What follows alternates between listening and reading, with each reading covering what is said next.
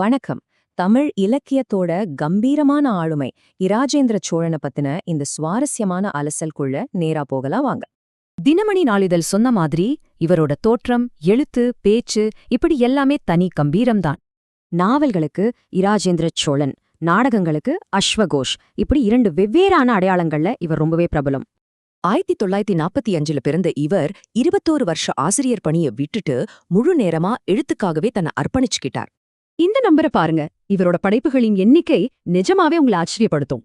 சரியா 79 சிறுகதைகள், அது மட்டுமில்லாம நாவல்கள், நாடகங்கள், கட்டுரைகள்னு ஒரு மிகப்பெரிய பன்முக படைப்பாளி இவர். பல வருஷங்களா இவரோட அரசியல் பயணமும் சித்தாந்தங்களும் எப்படி படிப்படியா பரிணமிச்சதுன்னு இங்க தெளிவா பார்க்கலாம்.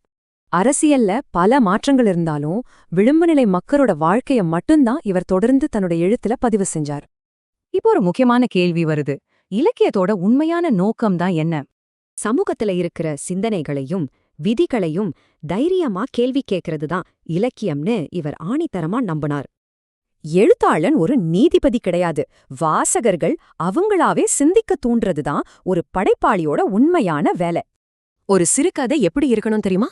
அழுத்தப்பட்ட ஸ்பிரிங் மாதிரியோ இல்லனா விடுபட்ட அம்பு மாதிரியோ இருக்கணுமாம். கதை சட்டுன்னு இலக்கை நோக்கி பாஞ்சு வாசகர்கள் மனசுல ஒரு ரொம்ப வலுவான தாக்கத்தை ஏற்படுத்தணும்.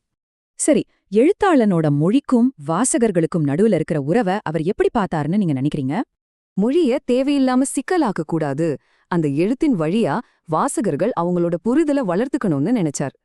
அது மட்டுமில்லாம பின்னவீனத்துவம் அப்படிங்கிற விஷயத்துக்கு எதிரா தன்னோட கட்டுரைகள்ல ரொம்பவே சமரசமில்லாத ஒரு நிலைப்பாட்டை எடுத்தா.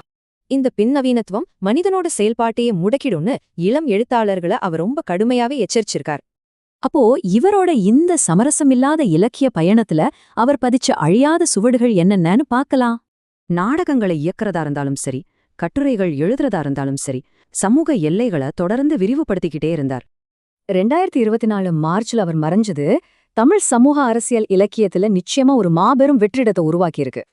அவர் ஏத்தி வச்ச இந்த சமூக அக்கறையுள்ள இலக்கிய ஒளிய வருங்கால தலைமுறையான நாம எப்படி முன்னெடுத்துச் செல்ல போறோம்?